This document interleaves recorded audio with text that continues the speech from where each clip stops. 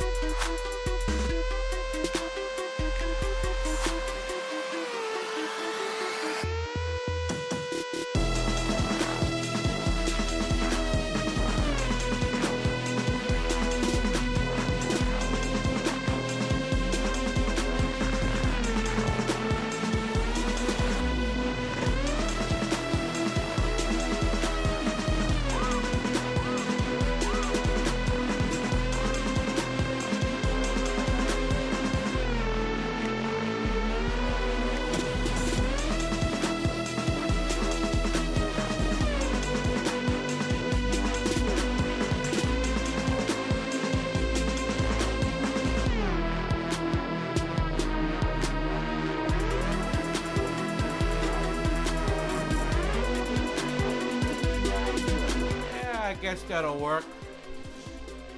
I don't know. I look short like a Filipino and Jiren looks tall on the street. I can't fix it now. I don't care. Just gotta get started with the show. Welcome to the local show, Thursday Afternoon Frights, here on the KAKU 88.5 FM, the voice of Maui. We're broadcasting out of Akakū, Maui Community Media Center in downtown Kahului, Dairy Road. And yes, we're going to get into some spooky films and such and things like that today. Starting off with brother Jiren of Jiren Movie Reviews. You can find him on YouTube and Instagram. Like, comment, and subscribe. Do it. Do it. What's that character from Starsky and Hutch that Ben Stiller's like, do it. Do it. Do it. Do it, man. Okay, so yeah, I watch a couple of movies. I watch some body horror stuff. And then you recently watched the new Insidious film. I can't wait to hear what you have to say about that one. Okay. Because Red Room, I watched it. Oh, the Red Door. Red Door. Yes. And I was very, even though that's supposed to be like the movie to finish up the storyline of the first family from the first movies. Yeah. It lacked. Yeah. So much. It lacked so much. The last half of the movie should have been the first half. Exactly. I didn't want to watch them playing guessing games of what happened in the first two. You know? Yeah. So let's get started with Insidious first off. Insidious. Out of the further. So yeah, we follow a brand new family. This is only directed by James Wan as well as Blumhouse, and this is written and directed by Jacob Chase, who, if you are not familiar with, he has done Come Play, which came out in 2019 or Is that I the one think with 2020. I think that one's a little bit like a Children of the Corn type of scenario film. It's the one. I don't want to say Children of the Corn. It's kind of like the imaginary friend one, Oh, okay. but like it's an entity. I don't know. I haven't seen it. If I'm gonna be honest, I might be mixing it up with another movie. Right. It's like about this these tourists that find themselves in Yeah. a small town, and it's all children and like kind of like mental like psycho stuff going on. Because that one kind of had a mama feel to it. Yeah. But anyways, we follow a brand new family, a mother, a single mom and a daughter, Gemma and Maya, as weird things begin to happen around their house. That was perfect. And through these weird dreams that Gemma is having, and she realizes that these aren't necessarily dreams. This is her, unbeknownst to her, capability of getting to travel to and from the further. Astral projection into the further. But it's not like Patrick Wilson and the kid's character from the first 1, 2, and 5.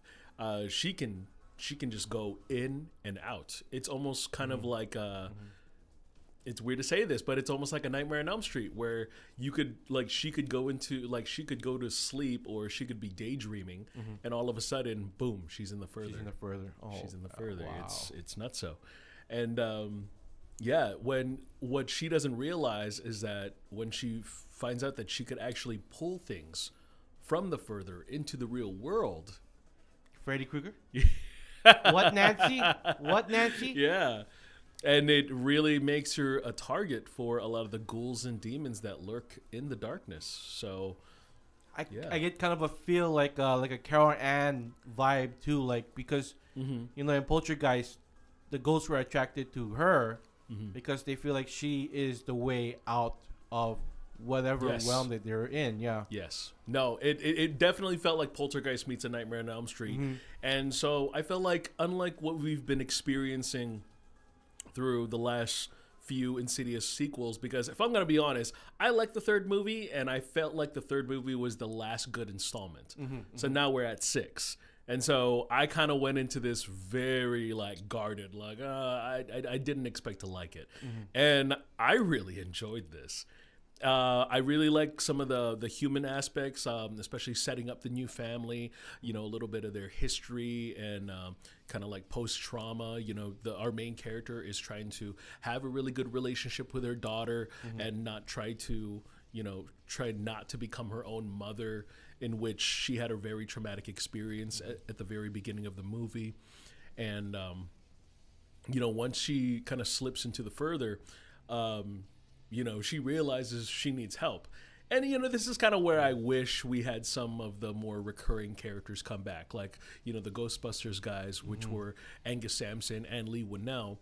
And, we get introduced to this one tattoo artist who kind of has a similar ability, but she can tether herself to Elise. And that's where Elise kind of makes her reprisal return. Miss iconic Lynn Shay, she is stuck in the further, and she really is there to, help out.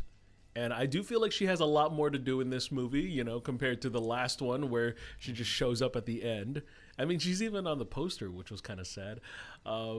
But yeah, you get a brand new villain, a villain that is a little more human, so to speak. So I wouldn't necessarily say the villain is scary, but the fact that he's able to sort of manipulate sort of the other ghouls and demons, especially you're going to see some familiar faces from the previous. A red demon is in there. The red demon makes, again, I don't want to get your hopes up, but there is a really big third act that does bring a lot of the familiar faces together. The red demon is one of them, but the red demon does show up for blink and you'll miss it type of thing. I think the one ghoul that does show up that I very much remember is the one porcelain doll looking one, the one that smiles all the time with a shotgun. She shows up a lot. But there are some newer villains and some things that really stretch out the lore, especially with some of there are these followers, these acolytes, so to speak. So people who are actually still living, but are very much devoted to the further. What? And it's almost like kind of like familiars to vampires. Yeah. Yeah, like wannabe vampires, but not necessarily dead yet. So there are these like creepy old people, and take it as you will. It does come off a little silly. It does come off very creepy, almost like M. Night Shyamalan's The Visit. But are these people possessed in some way too? From the further, in some way, they're more devoted. They're devoted followers. The devoted followers. So because in the first couple of movies, nobody knows about the further. It's just the one family that's dealing with it until you get part 3 and part 4. So. And so there are these followers that sort of stalk Gemma and Maya as they sort of kind of push her to the limits of becoming victim to the further and this new villain. And I found that very interesting. Sometimes there was moments where I kind of questioned the credibility that these people were either supernatural or not, because there are some really dark themes that happen. And I gotta say, I really give a lot of credit to the director of this movie, because I just found out that not only did he, start off with some small movies, but he's actually a designer, and he's actually a designer, like an architect of actually creating haunted houses in LA. Oh, wow. Before he started his film career. Okay. Yeah. So I found that out, and I was like, you can actually tell when you watch this movie, because it feels like your old classic haunted house. Like, it really builds up the scares. Like, there's this one sequence, and it is shown in the trailer. There's a sequence with a pillow fort, and that sequence is drawn out other than just what the trailer shows. It's drawn out, so you have that claustrophobia. You have that rising fear of being in the dark in a tight space and something is crawling after you. Well, have you seen the social media promo pop-up events that they had in LA? Yes. Where it's an actual haunted house, but you gotta crawl in to the pillow fort. Oh man. Imagine doing that haunt. Yeah. Man. And there's that. And then this is the first time that an Insidious movie has ever gone nasty. And what I mean by that is that there's a scene I really am glad I did not order like a hot meal to eat during this movie. Because it's the dental scene. You do see it in the trailer. And again, it's drawn out in the movie. And the close-ups and the practical effects is so nasty, so gross. Yeah. Is it a root canal? Well, I've been there, done that. Let's just say it's your dental hygienist's worst nightmare when coming to clean a patient's mouth. Panaria. Don't know. There were some things that were rotting. There was some hair, some heavy plaque. Oh my god. Yeah, it's nasty. I just heard my whole theater go, ugh. She goes and scrapes this large glock of yellow out of his teeth, man. This is practical. As practical as it could get, man. Practical effects. I like it when they do practical effects and not do some kind of weird CGI where she's going in the mouth, all of a sudden she pops a pus tube or something like that. No, I'm talking about the biggest glup of plaque. And this is PG-13. It's PG-13. Okay, hard PG-13. With this scene in particular, yes. Okay. Just mainly this scene. I mean, I see some PG-13 movies where they kind of take it to the maximum of what, I'm growing up with Indiana Jones and all that stuff. Yeah. I mean, think of Temple of Doom. I mean, they're eating bugs. Yeah. And the Insidious films aren't necessarily known to be violent, so to speak. Just creepy, atmospheric. Yeah. They have jump scares, whatnot. And this movie is rather violent in some aspects. There's especially when the villain comes out, he's slashing throats. He's got this metal sharp ring thing that he has on top of his finger, and he's Freddy Kruegering people Freddy Kruegering people. Yeah, he's slashing people's throats with the minimum of blood. with a minimal of blood. Yeah, for but I PG-13 can handle it out. I didn't expect to see even if it was for a split second. I didn't expect to see the wound happen. You know what I mean? Okay. I didn't expect the scene to wound, and then you start to see blood, and I was like, oh, that happened. Okay. So That's yeah, crazy. Wow, right? Yeah. That's in theaters right now, man. Everybody. Insidious, yeah. the fourth kind. What, No, wait, what is it? Out again? of the further. Out of the further. It's not perfect. Don't get me wrong. There's some scenes, especially towards the end, that get a little bit cheesy. But you're 6 movies in. You got to have a little bit of cheese at this point. They don't go the Pulse route, right? And like they actually do break out and invade the entire world. You want me to tell you that? No. I have this knack of like coming up with theories and like all of a sudden when I actually watch the movie go, oh yeah, I think I was right.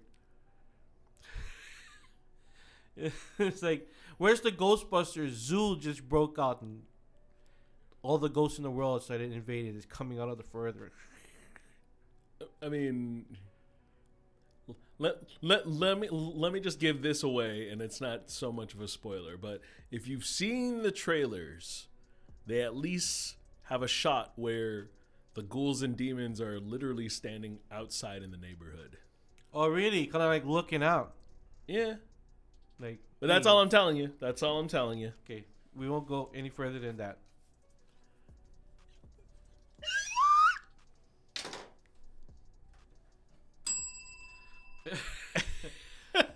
Go through the window. Okay, is the Tiny Tim song still in the movie? Yeah, I feel like it's a staple. The Tiny Tim. I mean, it's. I think you can hear a little bit of it, but it's not like the flat out the song. You know what I mean? Spooky enough. Yeah. I play that every Halloween. I play that every day. Okay, so your next feature is the movie that we gave you to check out. I mean, me and Barry was like, you gotta watch Popcorn. Wait. So I know you let me borrow that one. That was the only one you let me borrow, right? Everything else was from Barry. It's just the one. Okay. I wanted to make sure I got to see that one. Yeah. Wait, I'm trying to do like the DVD thing. With See, I feel like I want to go find myself a copy, and then I'm afraid that the second I get my hands on a copy, they're gonna release a 4K or announce That's one. the deal, right? That's the deal. They always do that. Like, this is from Synapse. I Yeah, believe. yeah. Synapse is pretty good, man. I'm waiting for my copy of. Oh no, never mind. That's from Severin. Let's okay. Maybe we should get like a group chat or a group of people together and like, hey, write to Synapse. When are you guys gonna release Popcorn 4K? They should. Yeah. This is a really good movie, though. I mean, for the time that it was released, I at that age noticed that a lot of like horror movies was going down. There wasn't too much of there wasn't too much of a demand for slasher films at that time. You know, Silence of the Lambs was coming out. You know, more thriller based or supernatural based movies. But then this one, and then it didn't have a really good theatrical run. I know that because I only watched this when it was new release at Paradise Video on the VHS shelf back in the day. Yeah. And I rented this particular movie over and over to the point where I actually bought it. So yeah.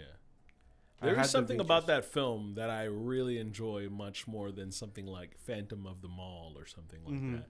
But there's that charm. And, you know, coming from you and I, we both worked at a movie theater. Yes. And, you know, if I'm going to be honest, I have not seen a lot of horror movies try to take place at a movie theater anymore. And that's, to me, kind of a dying art.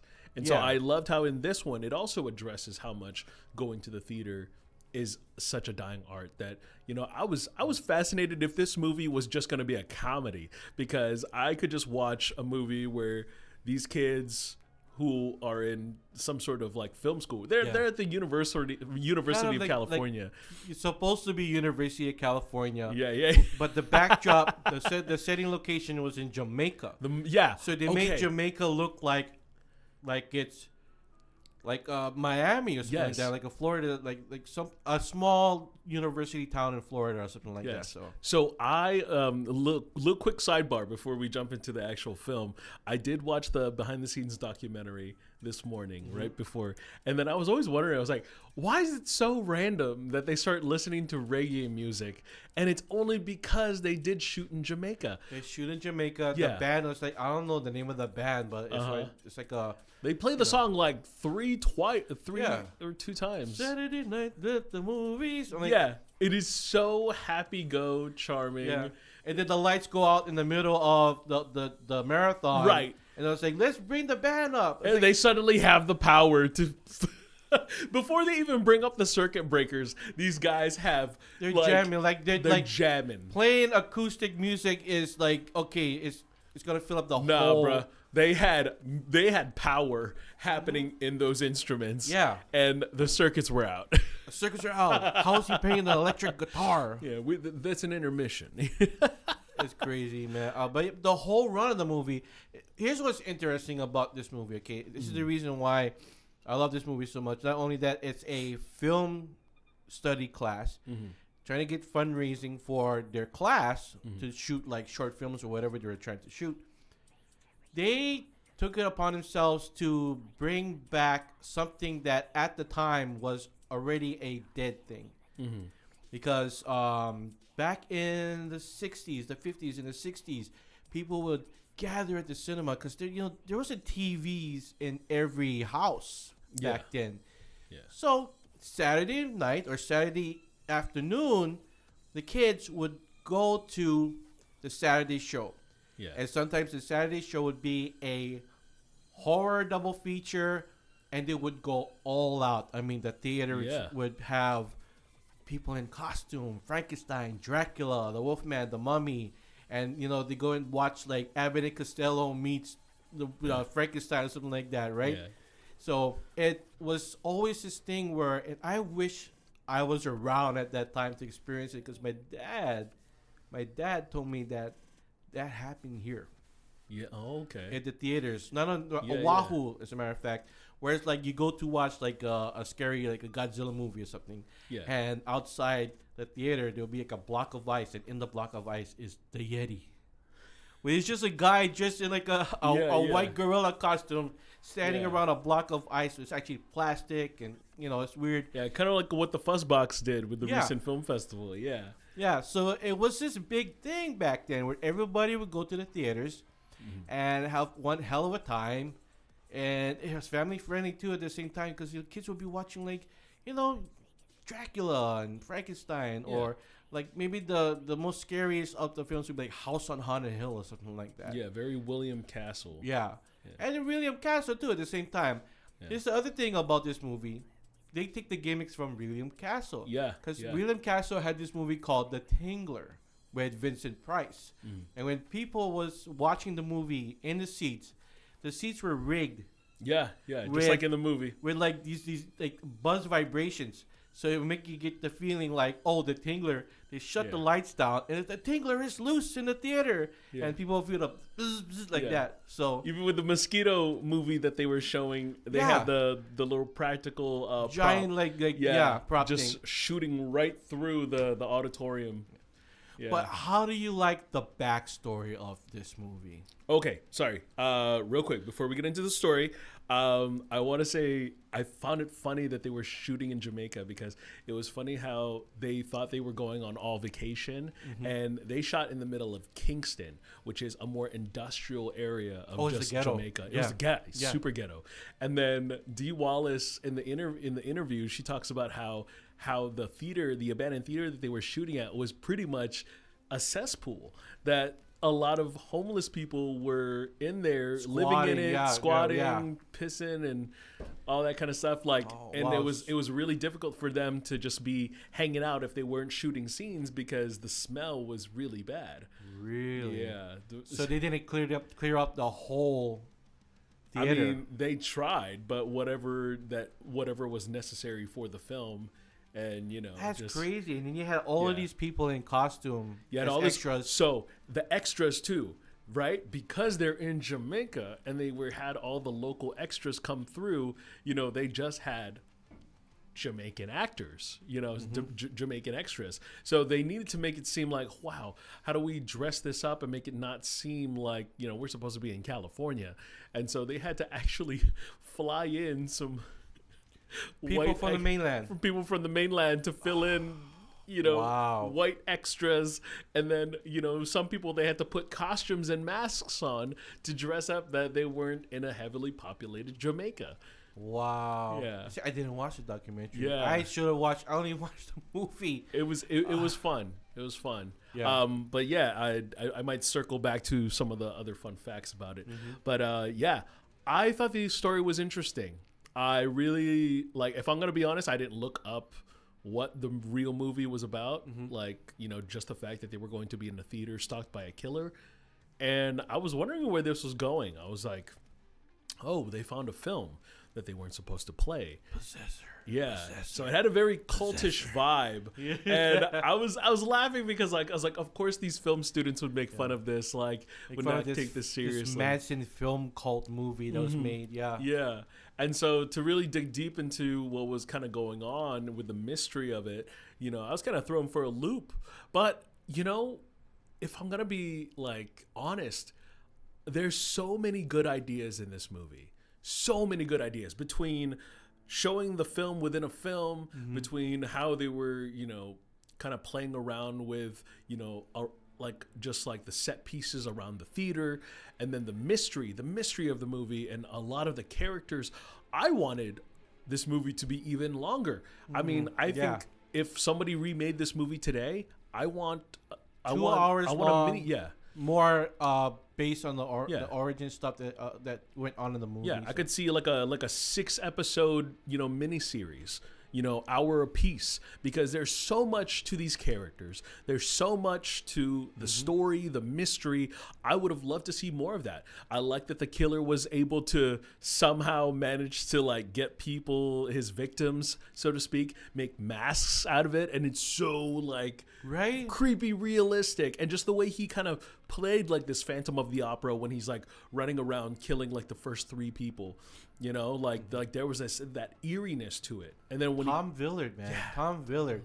He's he was born and raised in Oahu. And then he passed away not too long after the release of Popcorn. Yeah. And positive mana to his family. I believe they still live in Hawaii, but it was a really bad disease back then that was going around. Yeah. So. But overall, though, you take a look at Tom Villard's career. I mean, he was always a bit character. I always saw him in he had a small part in Grease 2. He had small parts in he started with Clint Eastwood. He was in this weird comedy movie with Eric Stoltz called Surf 2. Where these surf kids, it's a weird, kind of a National Lampoon kind of deal, where it's weird surf kids, and there's a mad scientist that's trying to zombify the surf kids, and these kids turn into zombies where they eat glass and fish, raw fish, and he's one of the kids that get turned into a punk zombie, a surf punk zombie. It's crazy movie, okay. So I always saw him as a big character. He's also in My Girl. Yeah. He's one of the students in the poetry class. Okay. But when I saw him in this movie, I was like, yo, why was this guy not in more movies as a lead character? Because his range in this movie is something I've never seen before. Yeah. All the characters he's played. Very performative. Yes. I didn't think of him as somebody who was going to be a villain. And then by the time he steals the third act, he is so out there. He's a perfect combination between maniacally terrifying and funny. He has that Joker sensibility. And I was like, yes. What a great twist. What a great twist. Yeah. Honestly, I thought it was going to be that old man in the beginning. Right? That's what my suspicions were. They gave you so much red herrings in this. It's just the classic slasher story arc. You get your red herrings until you get to little late into or in the middle of the third act, and then boom. Yeah. here we go. This is the kid, and you come to find out, oh, there's this whole backstory where his family and her family were all a part of this weird film cult. Yeah. So yeah, and I'm kind of glad they ditched the original fake out of oh, this might be my father. I'm like, well, great. We're gonna have another relative as a villain version, like, movie. Yeah, right. So I'm glad they subverted that. I'm glad that they toyed with that and then they spun it. So yeah. Oh my gosh, can we just can we talk about the one chick from Nightmare on Elm Street 5 and oh my goodness, she's in it. Who's the one girl? She was in Nightmare on Elm Street 5. She's like the one that survives alongside the main character. Oh, the one in the nurse's outfit. Not that one. Okay. The other one. The one that was working the snack bar. Okay, I know who you're talking about. Yes. I don't know her name, but she was so funny. She's like a darling for all of these like comedy and like horror movies back then. She had a small part in People Under the Stairs. She was also in Lost Boys, but Nightmare on Elm Street 5 is what I purely know her in. I know her from Summer School. I don't know if you've seen that movie before. That's with Mark Harmon, and you should watch this movie. Okay, like real quick. Okay, sidetrack right now, but she's in that movie. She's one of the students. These kids are like remedial kids that if they don't take summer school, they're gonna flunk. Yeah. So Mark Harmon is this like madcap gym teacher who's also has to be renewed tenure. So he gets caught in being the summer school teacher, not knowing anything about remedial English.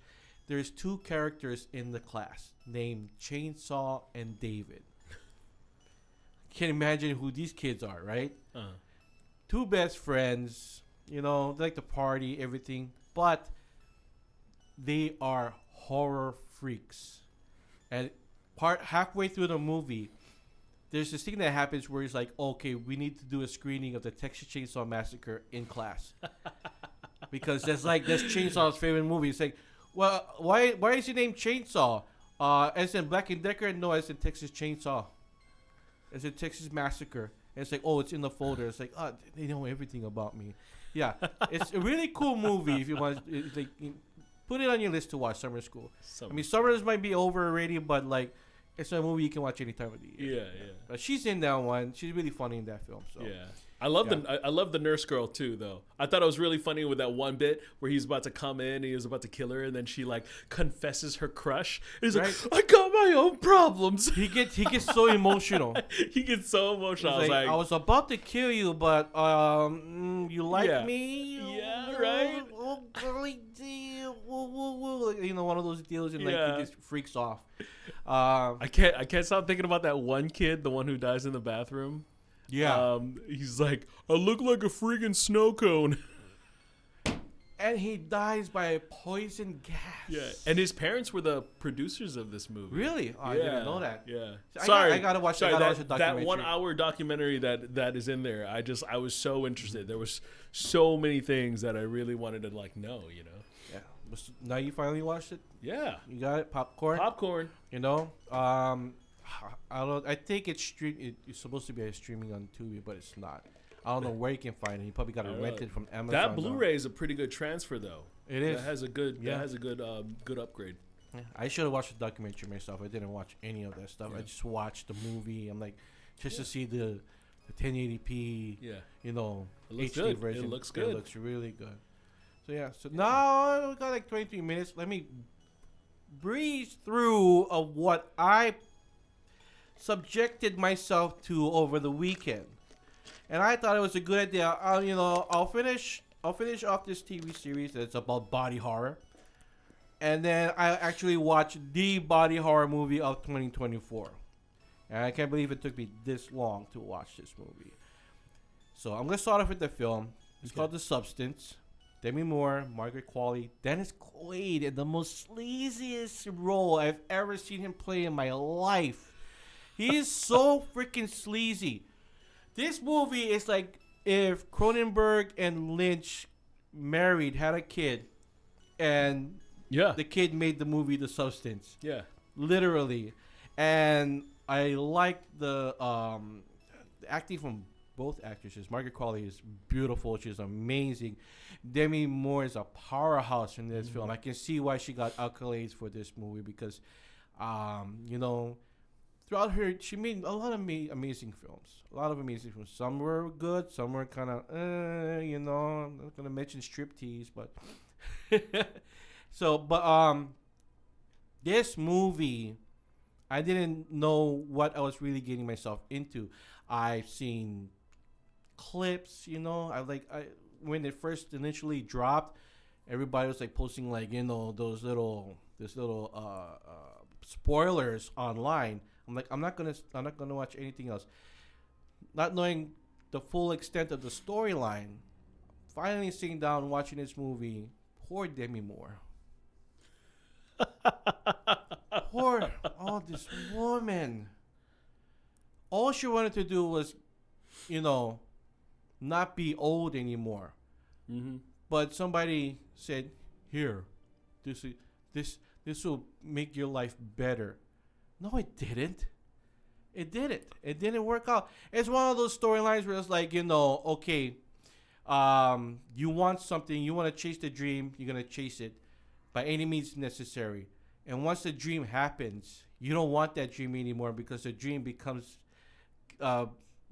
too greedy. You get too greedy within that dream, you know. So Margaret Qualley, that's the dream. Sue, I'm Sue. What a simple name for a part of Demi Moore that becomes like, it's almost like a Jekyll and Hyde kind of thing. Mm-hmm. It turns out that way because she gets greedy, and then Demi Moore gets uglier. The more she steals time. Yeah. So yeah, I mean, if you haven't seen the movie, the whole idea of the movie is that Demi Moore, she's out of there, she's old. Dennis Quaid, she overhears him, you know, as her manager, saying, "Oh, we need somebody new. We need somebody younger." She's out. She's old already, and somebody tells her, "Okay, you know, get involved with these people. Give her the substance." She follows and like, oh, here's the other thing too about this movie. I hate movies where people are using needles. Oh, okay. And like legitimately showing up close, like the needle getting in there. Yeah. It makes me squirm so bad. I hate needles. I mean, when they take blood, I'm like, you know, like they do the I don't want to see this, you know. But sometimes I catch myself looking like that. But this whole movie is just unbelievably crazy. Literally, the whole idea is like the substance becomes a part of that body, and once you birth the younger version of yourself, that version has to drain your spinal fluid every 7 days, so that that version of you sustains life. Yeah. And then that life diminishes, and Demi Moore's life comes back. But then that Sue gets too greedy, and slowly you see what the substance can do once a person gets like greedy with it and stuff like that. Already enough, the part where they split was kind of figured a little bit gruesome to me. Yeah. I was like, okay, but gradually it gets worse. It gets worse and worse. I never thought I would ever see Demi Moore in so much prosthetic. I mean, she is like, I can't imagine the hours and hours and hours that it took to create the makeup work for this movie. Yeah. It's so well done. There's a lot of scenes where Margaret Qualley and Demi Moore actually spent a lot of time naked with each other. Yeah. Yeah.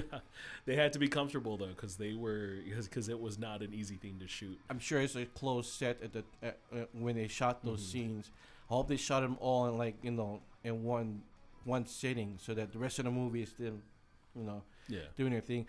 Demi Moore's character, I like the part where, you know, her finger. Yeah. You know, and she starts to think, she starts to rethink about, like, maybe this is a bad idea. So there's that whole sequence where, like, oh, I want to go out, I want to have a good time, I'm still beautiful, like, and you see her emotionally break down throughout the whole scene, and I'm like, oh my God, this is the reason why she got a Golden Globe Award that year for this movie. I still think she was robbed by her Oscar, man. Mm-hmm. I think she deserved it more than Mikey Madison, just saying. Yes, that's right. Yeah. I forgot that year was Honora was the big show. Yeah. But you know, Mikey Madison got a piece of Illuminati, so they like their body more than Demi. Bastards. Anyways, don't come after me. Don't start doing. It's okay. It's not like you're running Fox News or anything. Yeah, exactly. Anyways, the total outcome of the movie was very horrific. It felt like. It actually felt like Society. Okay. Oh yeah, I remember this is one that you and Barry keep recommending me. I don't know where to find it, man. It's just available somewhere on streaming. Right. I would more likely get your own copy. Yeah, somebody. Yeah, It's something you need to own for physical media. You like campy 80s stuff, but with the most extreme, like grossness. Society, and Frankenhooker at the same time too. If you want to get Frankenhooker. Oh, you don't know about Frankenhooker? No, I don't. Oh. I don't. This movie also reminded me a little bit of Frankenhooker because, and here's the thing too with Frankenhooker and movies like Society, Screaming Mad George, who recently passed away just this year, he made the special effects. I wonder if before he passed, if he had seen the substance, because it so much is like his life's work right there. Because that whole scene is like I can't imagine Demi Moore, just her face just stuck on the back of this thing. And was it Margaret Qualley that was the main part of the creature? Yeah, she actually was dressed up in the practical costume. God. Yeah, because she was that excited about the role. I wonder if anybody actually asked him in the interviews, like how what was the emotions like while being stuck in that suit? That's a lot of slime and that's a lot of blood. Because I know for Margaret Qualley, I know when she had to do the, like a lot of, the sleazy workout video that they did. I know that she was very uncomfortable doing that scene. Like she actually, almost, she had to be a little bit under the influence and she almost kind of broke down a little bit because it's just not something that she's comfortable with. But, for the sake of the arts, that's what she's capable of and I respect her for it, Yeah, I mean, a lot of people are gonna do it for the sake of the art. I mean, just to look at movies like Boogie Nights or David Lynch's Eraserhead or Cronenberg's Videodrome. These movies, for the sake of art, there's scenes where some of the characters have to go through a little bit of I mean, even when it comes to come to movie like Society and stuff like that. For the sake of the art, you gotta put yourself in a slimy costume. And you gotta work on the set for like 6 to 7 hours in that costume. Can't imagine the amount of lights that are creating heat. Yeah. On the set already, and then you gotta spray blood all over the freaking room. Yeah. Where did I've never seen. Okay, this equals to The Shining's elevator scene, but this time it's with a freaking water hose. It's almost like a water cannon. I was so surprised by that scene. Because I saw a clip of it. Yeah. On my For You page a long time ago when this movie first hit. Yeah. And I was like, I don't want to see this. I don't want to know what that is. I don't know the context of it. I just saw one clip of it. Now I know the whole context, and I'm like, this is insane. Dude, we almost lost Barry. I mean, like, he almost got up out of his seat because 5 people have already left the theater already. My audience was full of people who were just Demi Moore fans. See, this is one of those, and I can't imagine people watching this in the theaters at the time. Yeah. Like, this. You guys miss a golden opportunity to like present the movie with your own barf bag. Yeah. Can you imagine the substance? barf bag. Dude, I almost threw up in a lot of the scenes with the food. Yeah. Anytime we got a close up of how nasty and just how aberrantly used it was, I was so close to like just feeling so nauseous because, I'm watching it in the theater and we were in one of the smaller theaters. So seeing a lot of those scenes are just so bombarding. That whole chicken bone scene, that whole chicken so drumstick gross. scene. I could not. Later on that week, my mom brought rotisserie chicken from Costco. I was like, no, can't do it. Can't do I'm it. sorry, I couldn't Mom. even eat eggs, dude. I was like, I was. I hope you're over it grossed now. out. No, I'm over it now. Okay, I'm over good. it now. But then there was just something about chicken and eggs that was just not vibing with my appetite for like a whole week. What I can't understand though, at the point during the ending scene on stage, is why did she spit out a boob? Oh man, I don't know that. That seemed like just like not necessary. Yeah, It was already gross enough, yeah. and boob just gets out. Did you get to see Revenge? No, I haven't seen Revenge. Okay. This is the director's previous film. Yeah. Okay. George previous one. It is Oh, just Revenge. yes. Yes. Yeah. Okay. Same director. I don't know why I got it mixed up with the Kevin Costner Revenge. No. I'm talking about Okay, so same director. Yes, The same French, director. so French. Yeah. French. But she has a way of gradually building towards the shock value. You know, like it seems like overkill, but that is just her style, man. The overkill and Revenge was just. Yeah. This guy is bleeding out and they're going around in circles. Going around in circles. At this point, why not spit a boob? Why not spit out a boob? Just a random boob. You're spraying the rest of your audience with a severed arm? I can see where the movie too. I mean, between the director and the writers of this film, I can see where they gained inspiration from Cronenberg because that whole scene where like she starts coming apart, I'm like, yo, Yeah. this is The Fly. Yo, right? Right? She starts just falling out. The teeth scene. She's pulling out her teeth. No, dude. I'm going to do it. Definitely a movie like I watched it once. I don't think I'm gonna be watching it ever again. Dude, yeah. But I would own a I totally copy. understand. I laughed out loud so hard the moment she becomes the monster. And the movie has to stop and give you the title card, Monstro Elizasu. And I lost it. I was laughing. Right. And I'm over there. I'm looking at Barry. I'm looking at Aaron. And they were just like... They were done. They were completely like ready to walk out. But I kind of get so over. I kind of get though the theme of the whole film. You Absolutely. know, it's like it's old, wanting to be youthful again, kind of deal. But the outcome of going that route of being youthful again, because when you think about real life, man, there's some real horror stories of like, oh, sorry, my Botox surgery went wrong. Oh yeah. My whole face concave on one side. I've seen horror stories, but overall, The Substance is a really insane film. I was not expecting something that mainstream to be that bloody, Right? that gory, that slimy. Yeah.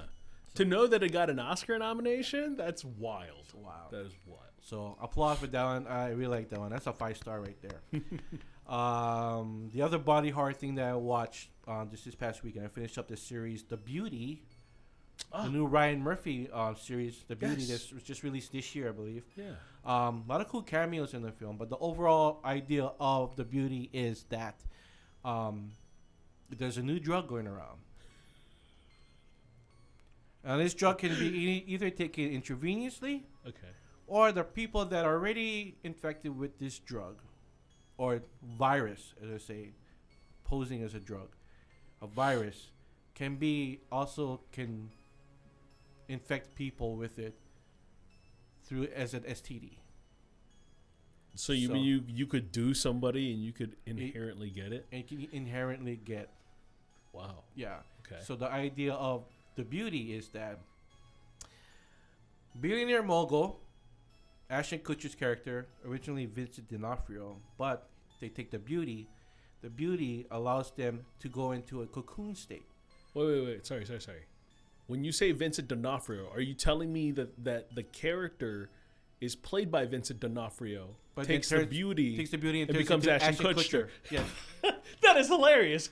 As an Ashton Kutcher is the more beautiful version of Vincent D'Onofrio. It's weird. That's awesome. It's weird. Okay, I don't know where they came up, but I can see the body horror of it because the whole idea is that this is the new age of the Fountain of Youth. Okay. You know, it worked for his character, so let's present it to the whole world and see what happens. Along the way, you get Evan Peters, and I forget the actress's name. It's a British actress. Rebecca Hall? Rebecca Hall. Yes. Okay. At first. So they're FBI agents. I kind of like Interpol world agents, right? Yeah, so yeah. they, when things happen, weird things, they call them. They gotta investigate. So the investigation is that people, beautiful models or beautiful people, are going through psychotic phases, and at the end of their psychotic phase, they explode. They just burst. They just burst.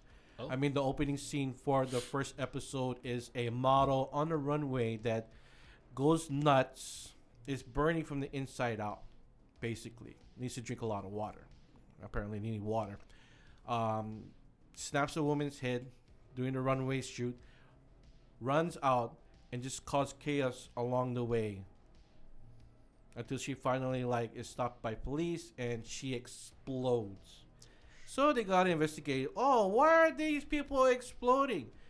Then they start to find out. Oh, wait, these people used to look like this: ugly, fat, skinny, gross. You know, how did this person went from that to this supermodel? So they investigate. Come to find out, it's this new virus called the Beauty, but it's being treated by Ashton Kutcher's character as the new Fountain of Youth, and he wants to sell it to the whole world, kind of like, a package deal. Yeah. Not knowing of all the side effects. Well, he knows what the side effects is. He just doesn't give a crap. Yeah. He's gonna push this to make his billions, because it's the new wave. But the whole storyline of it is that you get introduced to these other characters. There's one character, the guy from Transformers. Oh, yes. The last Transformers movie, the Puerto Rican guy. Yeah. I know who you're talking Yeah, about. he's in this movie. Ex-mercenary at the time before he took the Beauty, was a 50-year-old man that was old. He almost died at one point. Ashton Kutcher's like, I'll hire you to be my personal bodyguard and hitman for my company, and I give you the Beauty. So now he's a beautiful guy, but has an eye patch kind of deal going on. He meets this other cat who got the Beauty from sex. Okay. Old. I mean, he's not old, but he's a young cat. He's fat. He's a simp. He's incel, basically. Oh, why the women don't love me? All of a sudden, he gets this new body. He's going out there and he's having sex with whoever he can have sex with, kind of deal, right? So that's the thing with Ryan Murphy's series. He likes to put a lot of sex, Yeah. push the boundaries of FX TV version. Because now they can say bad words and they can push the boundaries as long as there's no apparent real nudity. Yeah. But they like to show a lot of butt crack. Yeah. Yep. Yeah.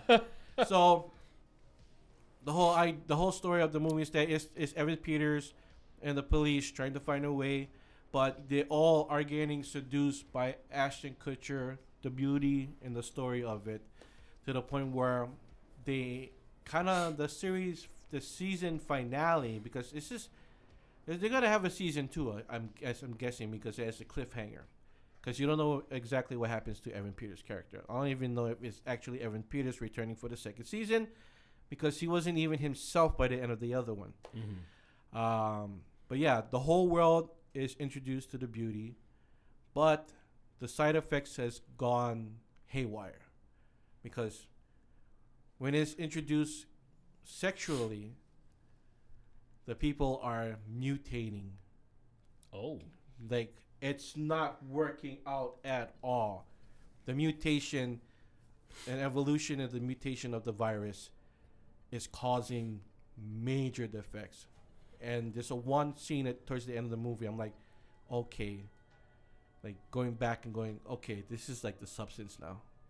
Because the mutations, it's weird. Like, Evan Peters' character, his mutation is once he changes, he reverts to the age of 11.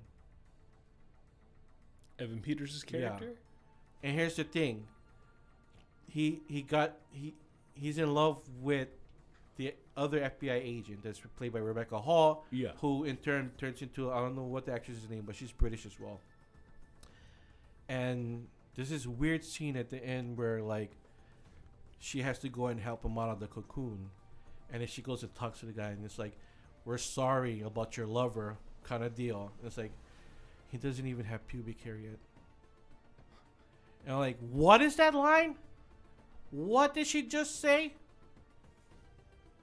So there's outlandish stuff. There's comedy in it. And it almost felt like this could have been a season of American Horror Story. So, but overall, yeah, the body horror is there.